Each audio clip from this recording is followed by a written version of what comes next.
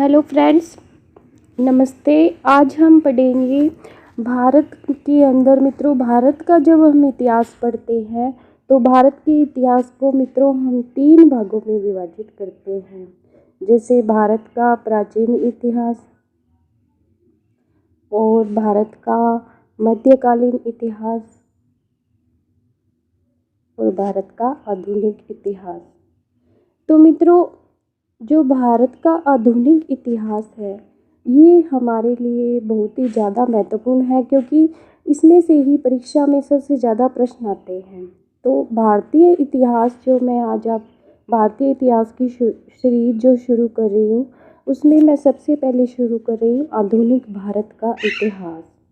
मित्रों, आधुनिक भारत के इतिहास में हम सबसे पहले शुरू करेंगे मराठों के बारे में। मित्रों, मराठा जो शक्ति है वो उसका उदय महाराष्ट्र में होता है, और मराठा शक्ति का जो उत्कर्ष करने वाले, इनको स्थापित करने वाले जो व्यक्ति थे, महापुरुष थे, उनका नाम था शिवाजी।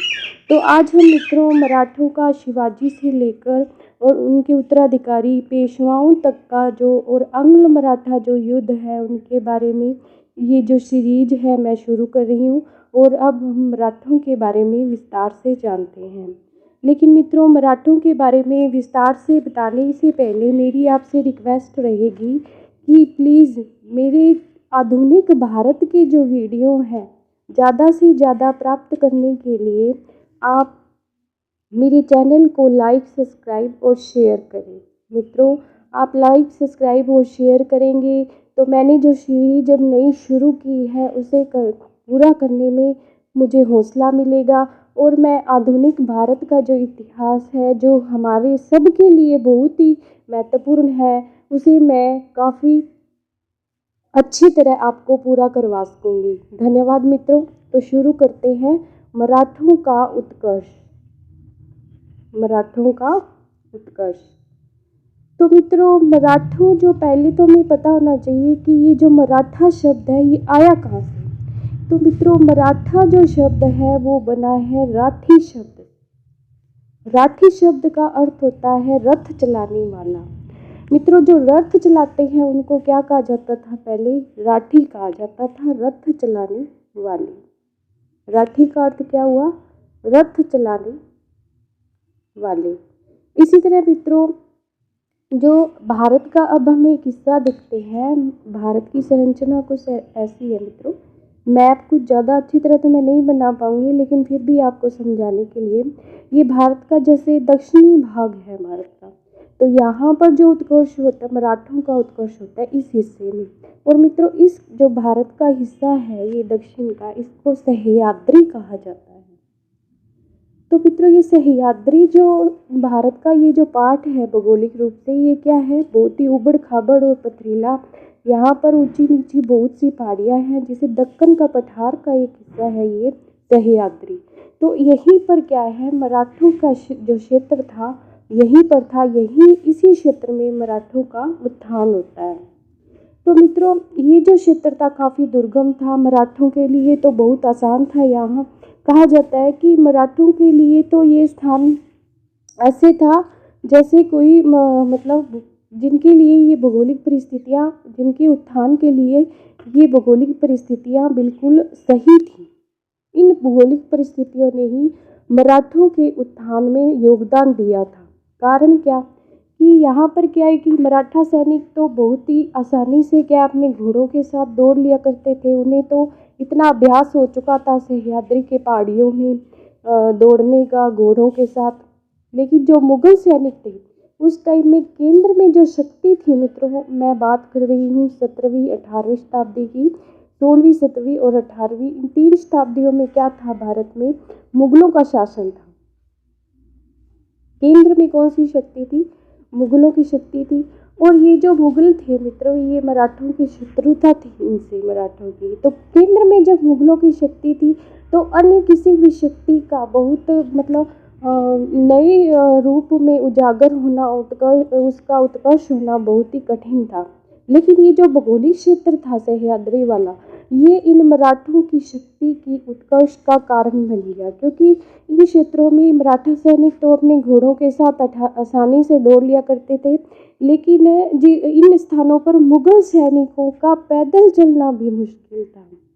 पैदल चलना भी मुश्किल था, घोड़ों पर दौड़ना तो दूर, उनका पैदल चलना भी मुश्किल था। तो ये जो दुर्गम स्थान थे, यहाँ मराठी जो थे इस दुर्गम स्थान के बिल्कुल अनुकूल थे, और इसी स्थान की वजह से इन मराठों की शक्ति का जो है भारत में उत्कर्ष हो पाया, और एक बहुत ही पावरफुल जो शक्ति थी मराठों के रूप में भारत में उभरी मुगलों के टाइम में। मित्रों 17वीं शताब्दी में वास्तविक रूप से मराठों का उत्कर्ष होता है 17वीं शताब्दी में। और मित्रों अगर हम मराठों को ढंग से पढ़ना चाहें तो इनको हम दो भागों में बांटकर पढ़ते हैं। पहला तो मराठों का प्रथम चरण, जिसमें मित्रों प्रथम चरण में हम देखते हैं कि कैसे मराठों की स्थापना होती है। मराठा साम्राज्य की स्थापना किसके द्वारा, शिवाजी द्वारा की जाती है, और उनके जो उत्तराधिकारी है उनके जाने के बाद इस साम्राज्य को कैसे संभालते हैं। और द्वितीय चरण मित्रों जो है वो पेशवा काल है, पेशवा काल। तो मित्रों अब हम दोनों चरणों के बारे में जानते हैं कि आखिर ये दो चरण जो थे इनमें कोई किस किस ने मराठा शक्ति को आगे बढ़ाया, मराठा साम्राज्य को आगे बढ़ाया। तो पहले चरण में जो मुख्य नायक रहे मराठा शक्ति के शिवाजी, जिन्होंने मराठा साम्राज्य का स्थापना की। दूसरे थे संभाजी, ये उनके पुत्र थे शिवाजी के। उसके बाद मित्रों राजा राम,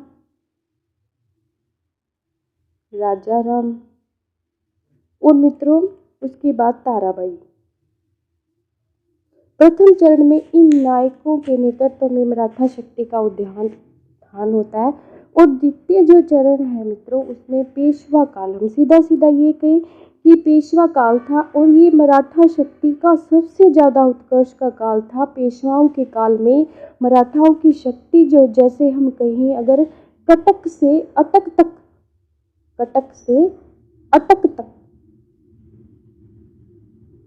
फैल गई मित्रों। कटक से अटक तक मराठा साम्राज्य का झंडा लहरा गया। इतनी शक्ति जो थी इतनी बढ़ गई मराठों की।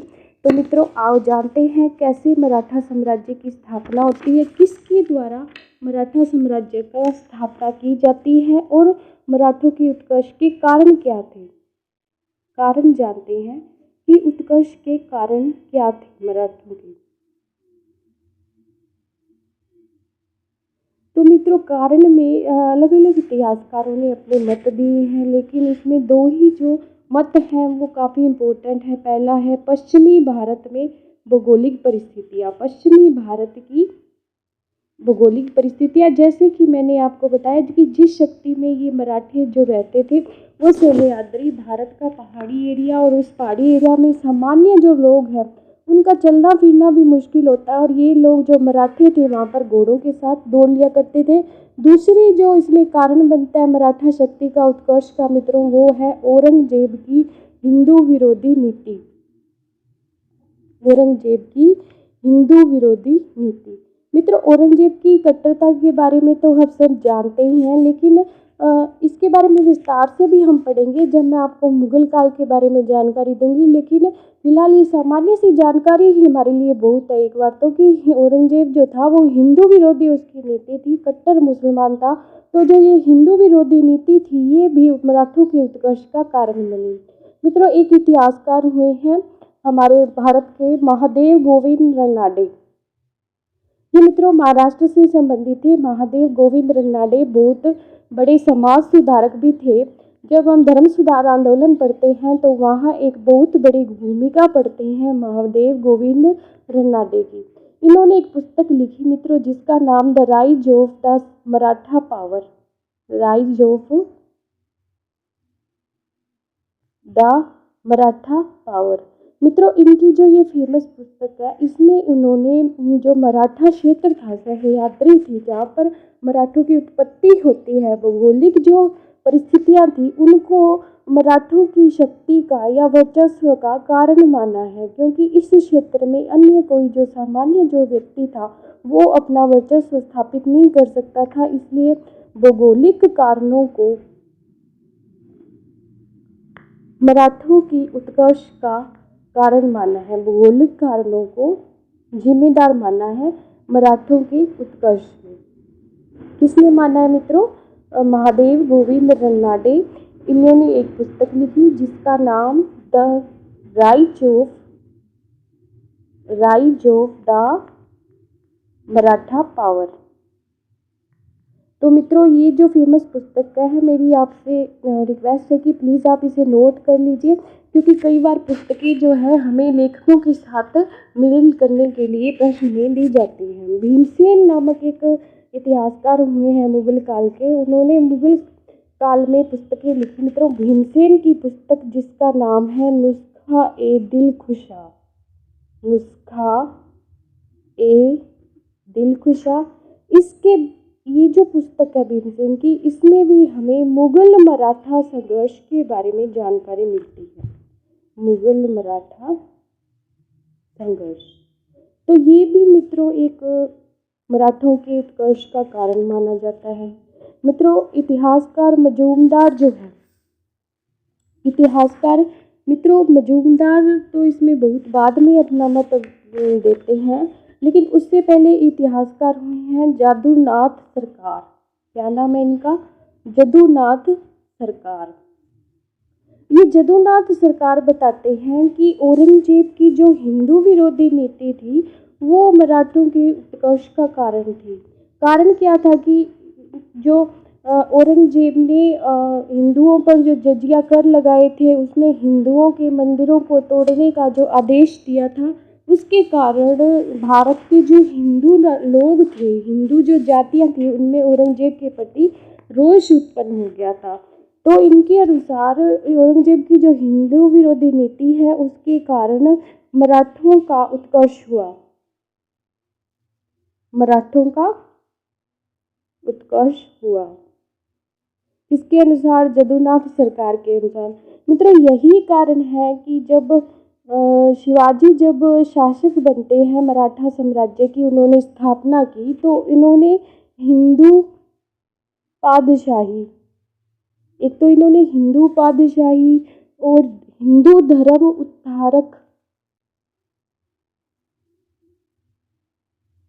उत्थारक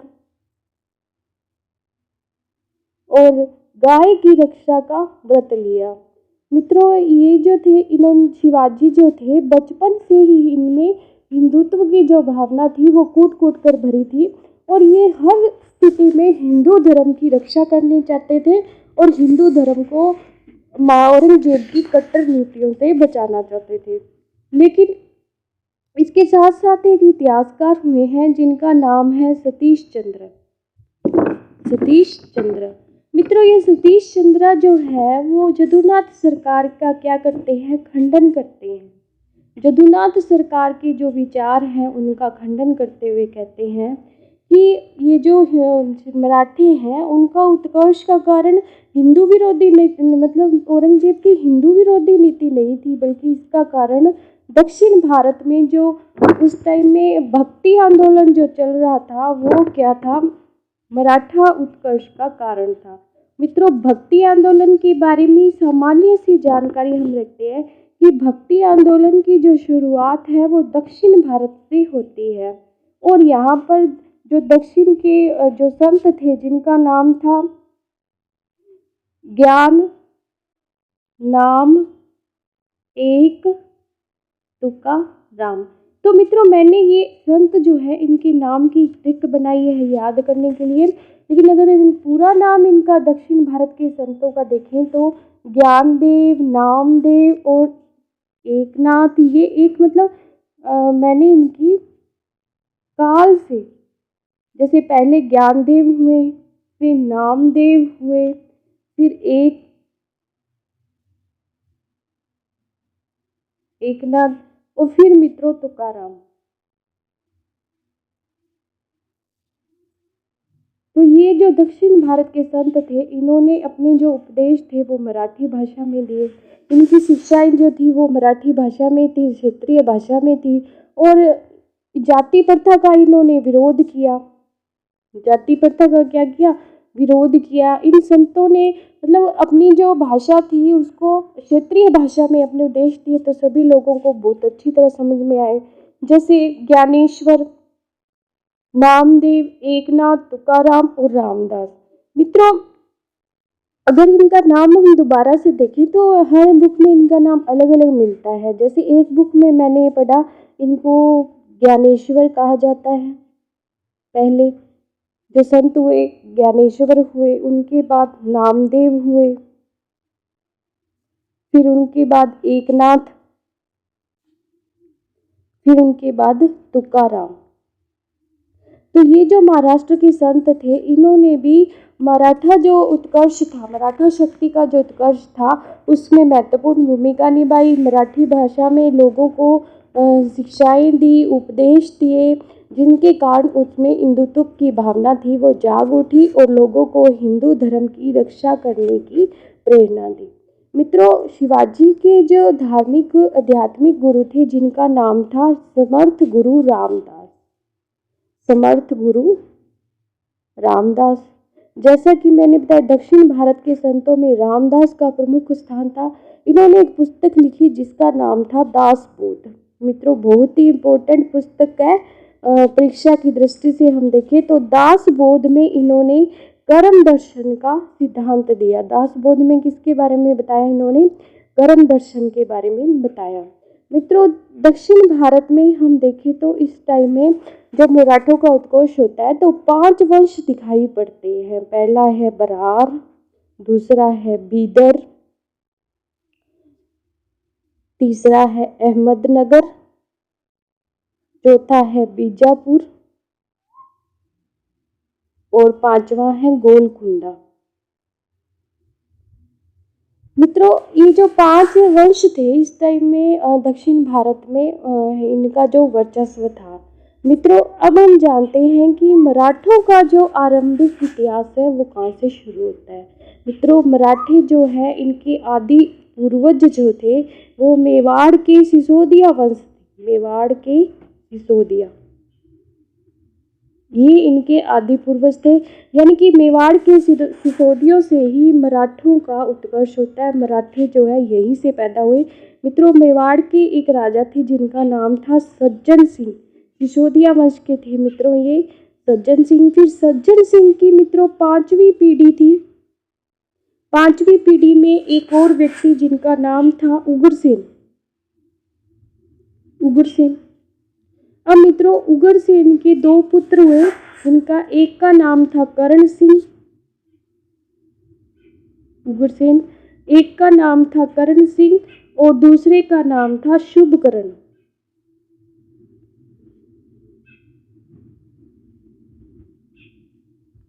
तो मित्रों, ये जो शुभकरण था, इसका एक मतलब इसका पोता जिसका नाम था बालाजी भोसले।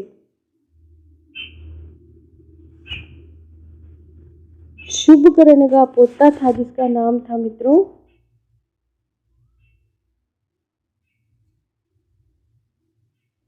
शुभकर्ण का पुत्र, क्या नाम था इसका? बालाजी भोसले। अब मित्रों, बालाजी भोसले जो थे वो शुभकर्ण के पुत्र थे और इनके नाम से मतलब क्या है कि इनके भोसले जो है नामकरण के वंश भोसले के नाम से जाने जाते हैं। और मित्रों, आगे चलकर बालाजी भोसले के मालाजी और बिट्ठू जी 2 पुत्र होते हैं। मित्रों, बालाजी के कितने पुत्र होते हैं? 2 पुत्र होते हैं। एक का नाम तो होता है मालो जी और एक का नाम होता है बिट्ठू जी। अब मित्रों, जो मालो जी होते हैं इनके पुत्र का नाम होता है शाहजी भोसले। ये भोसले जो इनका जो सरनेम है मित्रों, ये भोसले बालाजी भोसले से बनकर आया है। और ये भोसले जो थे वो शुभकर्ण के वंशज थे। शुभकर्ण का पुत्र था कौन था? बालाजी भोसले। और शुभकर्ण के वंशज क्या कहलाए? भोसले कहलाए। इसी तरह जो मालो जी का पुत्र था उसका नाम था शाहजी भोसले और शाहजी भोसले की पत्नी का क्या नाम था? जीजाबाई, जो शिवाजी की माता थी। और शाहजी भोसले क्या थे? शिवाजी के पिता थे, शिवाजी के माता पिता। तो मित्रों इस तरह हम देखते हैं कि मराठों का जो उत्कर्ष है या मराठों का जो जन्म है वो मेवाड़ के सिसोदिया वंश से ही होता है। मालव जी ने मित्रों क्या किया कि अहमदनगर के वजीर मलिक अंबर के यहाँ सैनिक के रूप में कार्य किया था। फिर शाहजी ने क्या किया, शाहजी जो मालव जी के पुत्र थे, 1620 में इन्होंने जहांगीर की सेवा की, जहांगीर के दरबार में चले गए, जहांगीर के सेवा में चले गए। कौन चले गए? शाहजी भोसले। और जहां इनको जहांगीर द्वारा क्या दी गई, उमरा की उपाधि दी गई। उमरा की उपाधि किसको दी गई मित्रों? शाहजी को। मतलब ये जो शाहजी भोसले थे, शिवाजी के पिता, ये जहांगीर के विश्वास पात्र बन गए और इनको जहांगीर ने उमरा की उपाधि दी। सभासद के द्वारा मित्रों जो शिवाजी की जीवनी लिखी गई 1627 में, ये कहा जीवनी में यह बताया गया कि 1627 में क्या होता है, शिवाजी का जन्म होता है। तो मित्रों शिवाजी के बारे में हम और विस्तार से जानेंगे अगली वीडियो में। धन्यवाद। Please like, subscribe and share this video.